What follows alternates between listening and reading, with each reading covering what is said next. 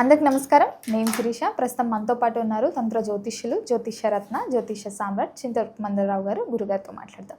నమస్కారం గురుగారు. మాతృదేవోభవ, పితృదేవోభవ, ఆచార్యదేవోభవ. ఓం నమో మాందేశ్వరాయ నమః. అందరూ బాగుండాలి, అందరికీ మంచి జరగాలి. గురుగారు, ఈ మే మాసంలో వృషభ రాశి వారికి ఎలా ఉండబోతుందంటారు? ఎలాంటి జాగ్రత్తలు తీసుకోవచ్చు అంటారు? ఆర్థిక పరంగా, ఆరోగ్యపరంగా, అలాగే ఈ మాసంలో వీరికి గ్రహ గోచరం ఎలా ఉంటుందంటారు? ఈ 2026 సంవత్సరం మే మాసం వృషభ రాశి వాళ్ళకు ఎలా ఉందో చెప్పుకునే ముందు వృషభ రాశి గురించి ఒక ఆసక్తికరమైన విషయం మాట్లాడుకుని మనం ప్రారంభిద్దాం. ఈ వృషభము అంటే ఎద్దు, అంటే ఒక పశువు అని అర్థము. ఈ వృషభ రాశిని కాలపురుషులకు 2వ రాశి, కుటుంబ రాశి, ధనరాశి, వాక్ రాశి, మాట అన్నారు. మరి ఎద్దు మాట్లాడుతుందా? మాట్లాడదు. మరి దాన్ని ఎందుకు వాక్ రాశికి అధిపతి చేశారు? ఆ సింబల్ ఆడ పెట్టారు. మరి ధనరాశి అన్నారు. ఎద్దు డబ్బులు సంపాదిస్తుందా?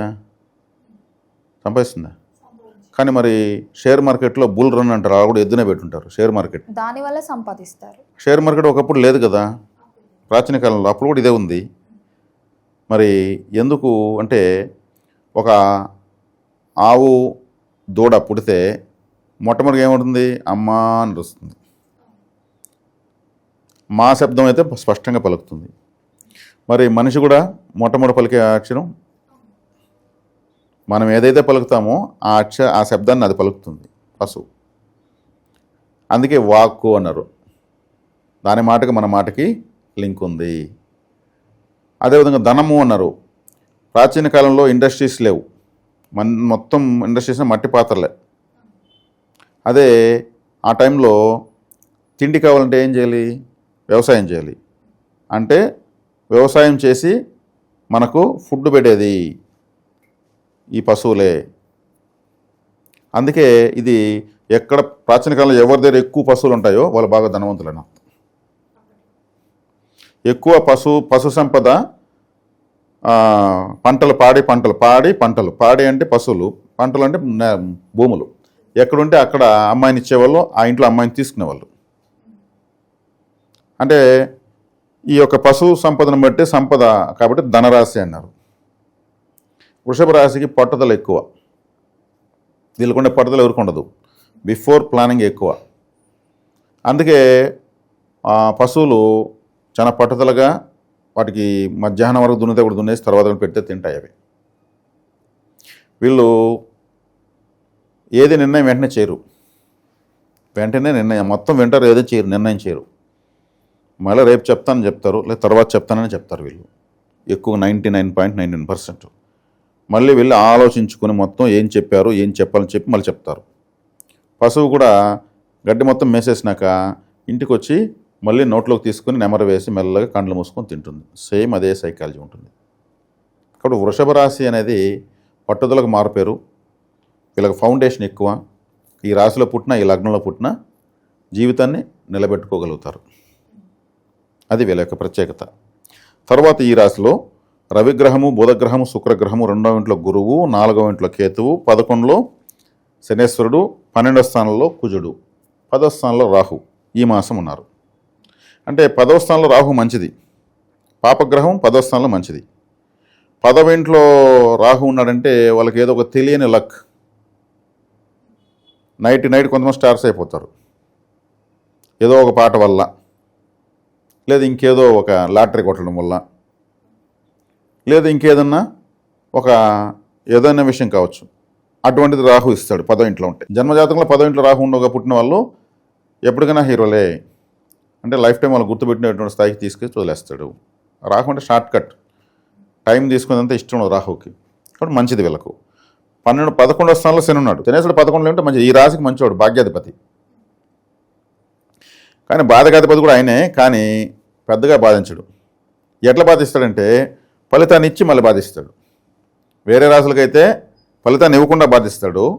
వృషభ రాశులు మాత్రం సరే ముందు తిను, మళ్ళీ నేను చెప్తాను కదా అంటాడు. ముందు మాత్రం పెడేస్తాడు.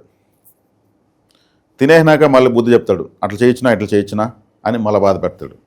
అంటే వృషభ రాశికి మిత్రగ్రహం శనేశ్వరుడు, బాధకాధిపతి అయినా కడుపు నిండా పెట్టి మళ్ళీ మందలిస్తాడు. అదే మేషరాశికి అసలు ఏమీ ఇవ్వడు, బ్లాంక్ షీట్. అట్లా గ్రహాలు ఒక్కొక్క రాశిని బట్టి ఫలితాలు ఇస్తాయి. ఇప్పుడు శనేశ్వరుడు బాగున్నట్లే. రవి రాశిలో ఉన్నాడు. రవి రాశిలో ఉన్నప్పుడు ఏమి వీళ్ళకు ఓవర్ లైటింగ్, అంటే నెత్తి మీద ఒక 1000 క్యాండిల్ బల్బ్ పెట్టుకునేట్టు ఉంటుంది, మనకు ఒక 0 లైట్ పెట్టుకునేట్టు ఉంటుంది. రవి రాశిలోకి వస్తున్నాడు కాబట్టి ఓవర్ లైటింగ్. కాబట్టి వీళ్ళ ఊర్లో వీళ్ళు ఉండడం కన్నా కొంచెం దూరంగా వెళ్ళడం మంచిది. వీళ్ళ ఊళ్ళో వీళ్ళకి ఏం కనిపించదు, కాంతి ఎక్కువైపోతుంది. అంటే ఉన్న చోటనే గజిబిజి ఉంటుంది. ఇప్పుడు మనం బండిలో వెళ్తా ఉంటే ఆపోజిట్లో ఒక స్కూటర్ వస్తుంది, ఆ లైటింగ్ కళ్ళకి కొట్టింది అనుకో, కొంచెం తగ్గి డిమ్ కొట్టరా బాబు, ఏం మరి అంత కన్ఫ్యూజ్ ఉంది, నెట్ బోలో తెలియదు అంటుంటారు. అంటే ఓవర్ లైటింగ్. కాబట్టి వేలూరులో వీళ్ళు ఉండేదానికన్నా ఉద్యోగరీత్యా, వ్యాపార రీత్యా, లేదు ఇప్పుడు వేసవికాలం కాబట్టి, వేసవికాలం ఎండ ఎక్కువ కదా. రవి మేషరాశిలోకి వృషభ రాశిలో కూడా ఎండలు వస్తాయి, ఇంకెప్పుడు రావు. మేషము వృషభంలోకి వచ్చినప్పుడు విపరీతమైన ఎండలు ఉంటాయి. ఇది గుడ్డు గుర్తు. ఇప్పుడు వృషభంలోకి వస్తున్నాడు ఆయన, మేషంలో ఉన్నాడు, వృషభంలోకి వస్తున్నాడు, వెనక ముందు. కాబట్టి వీళ్ళు తీర్థయాత్రలు, టూర్లు ఇంటి కూడా వేసుకోవచ్చు, ఈజీగా వర్కౌట్ అవుతుంది. ఎందుకంటే మామూలుగా గ్రామాల్లో ఈ టూర్లు వేయడానికి ఈ చీట్లు కూడా వేసి పెట్టుంటారు, మంత్లీ చీట్స్ వేసి ఉంటారు. సమ్మర్లో టూర్ పోతూ ఉంటారు, ఇటు కూడా చేయొచ్చు. మొత్తం పైన బాగుంది వృషభ రాశి వాళ్ళకు. రాశిలోనూ బుధుడు ఉన్నాడు. బుధుడు రాశిలోనూ చాలా మంచిది. వీళ్ళ పిల్లలకు మంచి మార్కులు వస్తాయి. ఇప్పుడు మా ఎగ్జామ్స్ మాసాలు రిజల్ట్స్ వచ్చేటువంటి సమయం ఇది. మంచి మార్కులు పిల్లలకు వస్తాయి. పిల్లల వల్ల కూడా వీళ్ళు ఫోకసింగ్ అన్నాను కదా, వాళ్ళ అబ్బాయికి మంచి మార్కులు వచ్చాయి, వాళ్ళ అమ్మాయికి మంచి మార్కులు వచ్చాయి, నెక్స్ట్ మంచి కాలేజెస్లో చేరుస్తారు. రెండవ ఇంట్లో గురువు ఉన్నాడు. రెండవ ఇల్లు అంటే ఏం చెప్పాను ఇంతకుముందు నేను, కుటుంబ స్థానము, వాక్ స్థానము, ధనస్థానము అని చెప్పాను. కాబట్టి ఇవన్నీ కూడా బాగా ఉన్నాయి, చాలా బాగుంది. లాభంలో శనేశ్వరుడు, మళ్ళీ వేయంలోకి కుజుడు వస్తున్నాడు. కుజుడు వేయంలోకి వస్తున్నప్పుడు ఎట్లా ఉంటుందంటే, ఈ శుభ పరిస్థితులు అన్నింటినీ కూడా, ఇప్పుడు మామూలుగా ఏది ఎక్కువైనా తలకైన హెడ్ఏక్ అంటారు కదా, అతి సర్వత్ర వజ్ర చేతి అంటారు కదా. ఈ కుజుడు వేయంలోకి వస్తున్నాడు. వేయం అంటే మనకు బెడ్రూమ్, అంటే శయ్యా స్థానం అని అర్థం. అక్కడ వచ్చేక్కడికి వీళ్ళు నిద్రపోరు. ఇప్పుడు వచ్చిన అవకాశాలన్నీ ఎక్కువైపోయినాయి. దీన్ని ఏం చేయాలి, దాన్ని ఏం చేయాలి, ఆ డబ్బులతో గోల్డ్ కొనాలి, ఈ డబ్బులతో ల్యాండ్ కొనాలి, ఈ డబ్బులతో ఇంకేదో చేయాలి, ఇటువంటి ఆలోచనలతో, శుభ ఫలితాలు ఎక్కువైపోయిన వచ్చిన ఆలోచనలతో నిద్రపడదు.